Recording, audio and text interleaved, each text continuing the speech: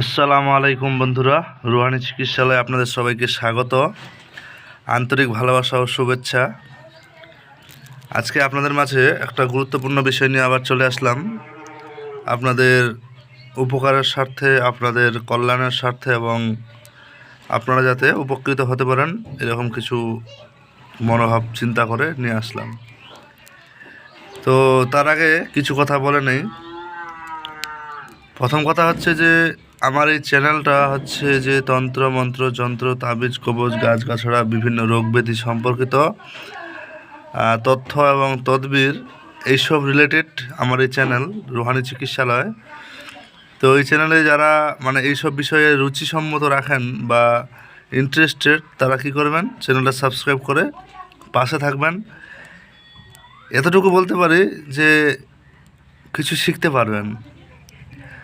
আর তাছাড়া এই social media জগতে এখন কিছুর অভাব নাই। এখন সঠিক জিনিসের শুধু অভাব, কিন্তু বেঠিক জিনিসের কোনো অভাব নাই। কথা বুঝতে পারছেন?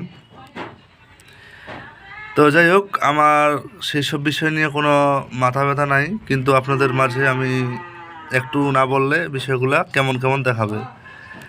আর আমি এখন থেকে স্পিড কথা খুব কম বলবো, ধীরে ধীরে কথা বলবো, যাতে আপনাদের বুঝতে সুবিধা হয়। কারণ স্পিড কথা বললে কি না, অনেকেই বুঝতে অসুবিধা হচ্ছে। তাই আমি একটু ধীরে সুস্থে কথাটা বলবো, যাতে আপনাদের বুঝতে সুবিধা হয় এবং আপনারা আশাধিক ফলাফল লাভ করতে পারেন।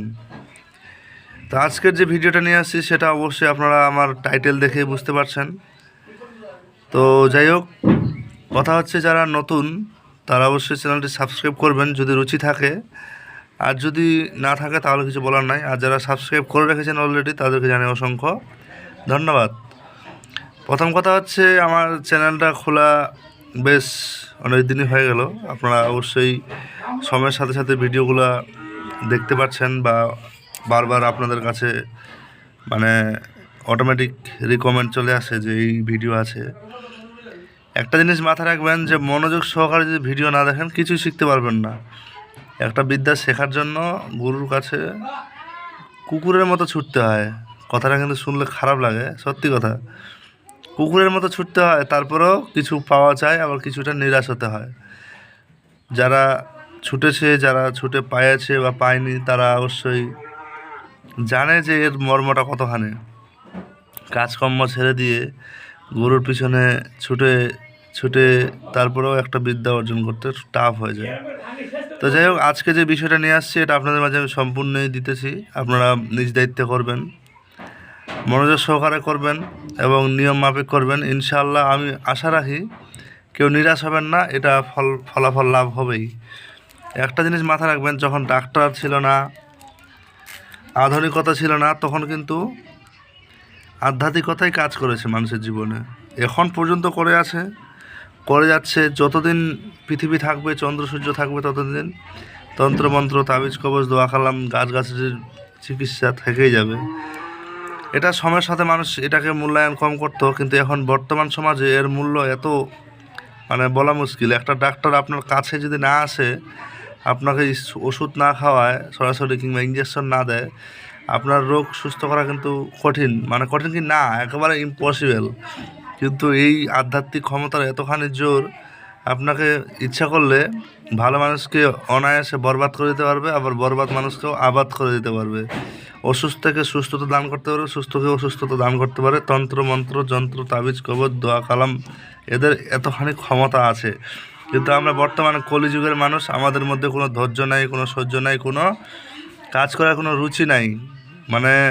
সবাই চায় শর্ট টাইম, অ্যালোপ্যাথিক ওষুধের মতো। কেউ হোমিওপ্যাথিককে কেউ লক্ষ্য করে না। কথা বুঝতে পারছেন? হোমিওপ্যাথিক যে আছে, ও যে একটু কাজ করে স্লোলি, কিন্তু কাজ করে কারেক্ট, সেই জিনিসটা মানুষ লক্ষ্য করে না। সবাই অ্যালোপ্যাথিকে ব্যস্ত। ওই জন্য কি বলবো, অনেক কিছু ঘটছে। তো যাই হোক, আজকে যে বিষয়টা সেটা আপনারা শুনেন মনোযোগ সহকারে। অশ্বরোগের তদবির ও ওষুধ দুটো নিয়ে আসছি আমি।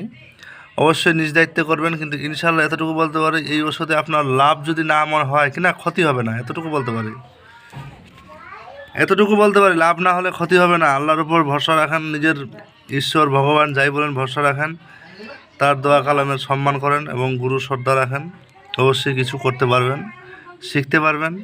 এটা সবাই যাতে করে এরকম আমি আমার মন থেকে সবাইকে অনুমতিও দিচ্ছি, অসুবিধার ব্যাপার নাই, কারণ এটা একটা ভালো কাজে এবং বিপদের সাথী হতে পারে। তো ইনশাআল্লাহ আমি এবার বলছি, এবার শুনেন আপনারা। কথা হচ্ছে, এই যে নকশাটা দেখছেন, যাদের অশ্ব হয়েছে, অশ্ব মানে বুঝেন তো, পিছন দিয়ে মানে রক্ত বের হয়, মানে অশ্বর মানেটা আমি ডিটেলস অত বলতে চাচ্ছি না, আপনারা অবশ্যই সব কিছু জানেন।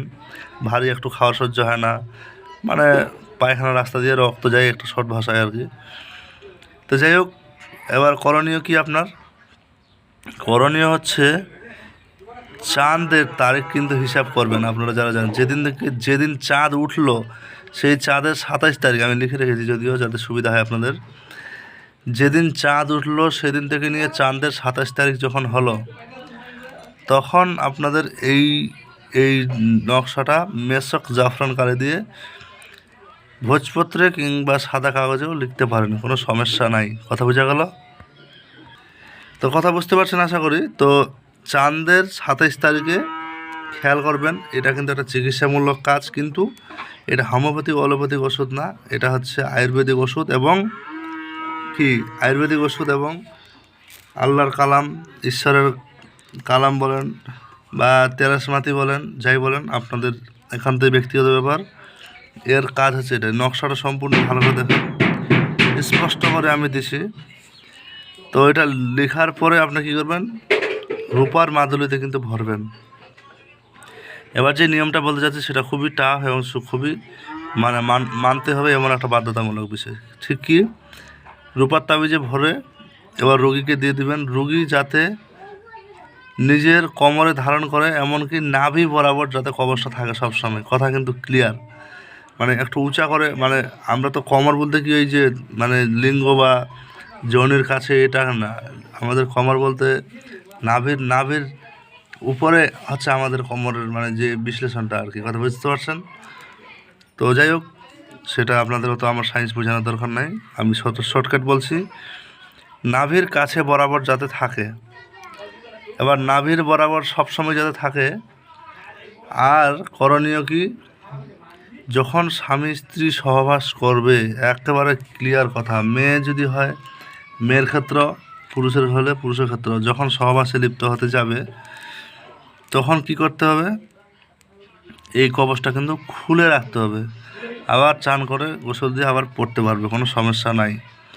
কিন্তু এই যে আরেকটা নিয়ম এখানে আমি দিয়ে দিছি, আপনারা হিসাবটা কিন্তু বুঝে নিয়েন। কথা বুঝতে পারছেন? 2 আনা রক্তচন্দন মানে হচ্ছে লাল চন্দন, অরিজিনালটা কিন্তু হওয়া চাই। 2 আনা লাল চন্দন, 1 তলা তিল, এই দুটোকে পানির সাথে মিশিয়ে বেটে প্রতিদিন রাতে শোয়ার আগে খেয়ে নেবেন। সর্বনিম্ন 1 পক্ষকাল মানে 15 দিন এটা আপনাকে খেতে হবে। 2 আনা মানে কত গ্রাম এটা আপনাকে কিন্তু অনুমান করে নিতে হবে। ঠিক বিষয়টা কেমন, যেরকম 16 আনায় 10 গ্রাম, ঠিক আছে? এবার এটা দিয়ে ডিভাইড করে যেটা বের হয় আপনারা কিন্তু বুঝে নিন। 16 আনা সমান সমান 10 গ্রাম, 2 আনা সমান সমান কত গ্রাম, এটা আপনাদের এই 1 গ্রাম একটু উপরে হতে পারে আর কি, এই জিনিসটা কিন্তু মাথায় রাখেন। আর 1 তোলা তিল, এখন তোলার হিসাবটা আপনারা অবশ্যই বুঝে গেছেন। 1 তোলা সমান সমান আপনার মোটামুটি 1 তোলা সমান সমান 12 গ্রাম মনে হয়। কথা বুঝতে পারছেন? আমি জিনিসটা বুঝতে পারছেন, আপনারা ক্লিয়ার করে নেবেন, যেহেতু তোলা হিসাব আর আনার হিসাবটা বুঝে নিতে হবে। তো পানি দিয়ে বেটে প্রতিদিন শোয়ার আগে কিন্তু খেতে হবে, নর্মালি 15 দিন। এর বেশি আপনারা খেতে পারেন, মানে এটা ইনশাআল্লাহ আপনার সুস্থতা লাভ হয়ে যাবে। কথা বুঝতে পারছেন? আর আপনারা যদি এটা দিয়ে ফলাফল পান তো আমার জন্য দোয়া করবেন, এবং এটা ব্যবহার করার আগে কিছু যাতে সদকা করে দেয়, 21 টাকা 51 টাকা ফকিরকে বা মিসকিনকে দান করে দেয়, এটা যাতে করে, এটা আমার তরফ থেকে আমি চেয়ে নিলাম, আপনারা করবেন ইনশাআল্লাহ। আর এই যে নাম্বার দিচ্ছি যোগাযোগ করতে পারেন, বুঝতে পারছেন? আর একটা জিনিস বলি, অনেকেই আমাকে কমেন্ট করছে যে বই দেখান, এই করেন সেই করেন। আমি ভাই আমার কাছে যাই হোক 2-1 পিস যেটা বই ছিল বা যা ছিল আমি আপনাদের মাঝে উন্মুক্ত করেছি। আমার এতে কোনো ঝামেলার বিষয় নাই, কারণ আপনাদের উপকারের স্বার্থে যখন আমি আসছি তো আপনারা অবশ্যই যাতে উপকৃত হন এই জিনিসটা আমি সবসময় চাইবো। তো এই ক্ষেত্রটা দেখে আমি একটা জিনিস বলি, অনেকেই বলে যে বানবিদ্যার কথা অনেকে কমেন্ট করেছে, তো আমি সেই ভাইকে অনুরোধ করব যে আপনি কোনো গুরুর দ্বারস্থ হন। আমি কখনোই বলবো না যে আমার দ্বারস্থ হন, এটা অসম্ভব, কারণ এটা আপনার ইচ্ছা, আপনি কাকে পছন্দ করবেন, কার সঙ্গে আপনি সম্পর্ক বজায় রাখবেন এবং আপনি কি করবেন, কথা বুঝতে পারছেন? আর একটা জিনিস বলি, বিদ্যা হচ্ছে অমূল্য সম্পদ, যেটা যুগ যুগ সারা জীবন আপনার পরবর্তী মানে কাউকে যদি করেন, যদি মানে যুগে যুগে এই জিনিস চলে আসছে, মানুষ মরে যাবে, মাটির তলে মিশে যাবে, সব কিছু হয়ে যাবে, কিন্তু যতদিন দুনিয়া আছে এই বিদ্যা থেকে যাবে। তো আমি আশা রাখবো এইসব জিনিসের মূল্যায়ন এবং মূল্যটা আপনাদের কাছে ঠিক মূল্যবান হওয়া চাই, নচেত শুধু শুধু আপনারা এগুলোর পিছনে ঘুরছেন, আপনাদের কোনো কাজ হবে না, আপনারা অন্য রাস্তা বাছাই করে নিতে পারেন, কথা বুঝতে পারছেন? আর যারা দূর থেকে আমাকে দিয়ে মানে খাস করে আমি একটা চার্ট লিস্টও দিয়ে দিয়েছি কমেন্টে, তো এই ক্ষেত্রটা দিয়ে বলি, যারা কাছে আসবে তাদের জন্য একটু অন্যরকম ধার্য করা হয়, যারা দূর থেকে কাজ করাবেন তাদের জন্য একটু অন্যরকম ধার্য করা হয়, কিন্তু আমি কিছুটা হলেও আনুমানিক সিস্টেম দিয়েছি। এখন আপনাদের যদি কারোর মধ্যে মনে হয় যে এই রিলেটেড কাজ করাতে ইচ্ছা বা করাবেন, তো অবশ্যই ওর বাইরে কিন্তু আমি কোনো কাজ করব না, যেটা হচ্ছে চিকিৎসামূলক কাটান ক্রিয়ার দ্বারা কাজ সম্ভব, সেই কাজগুলো করা যাবে। আপনারা চাইলে যোগাযোগ করতে পারেন। এবং অনেকেই আমাকে বারবার শিক্ষার কথা বলছে যে আমরা শিখতে চাই আর কিছু, তো তাদের জন্য বলি অবশ্যই আপনাদের জন্য আমি কিছু ভালো কিছু ভাবার চিন্তা ভাবনা করেছি, তবে এখনও ফলাফলটা আমি বের করিনি, কারণ নিজের কাজে ব্যস্ত থাকাতে। তো যাই হোক, ভালো থাকবেন সবাই, আমি আর বেশি কথা বলছি না। চ্যানেলটি ভালো লাগলে লাইক কমেন্ট শেয়ার সাবস্ক্রাইব করবেন, নচেত প্রয়োজন নাই করার। আর ঠিক আছে, সামনে আগামী ভিডিওতে আবার দেখা হবে। আল্লাহ হাফেজ, ভালো থাকবেন।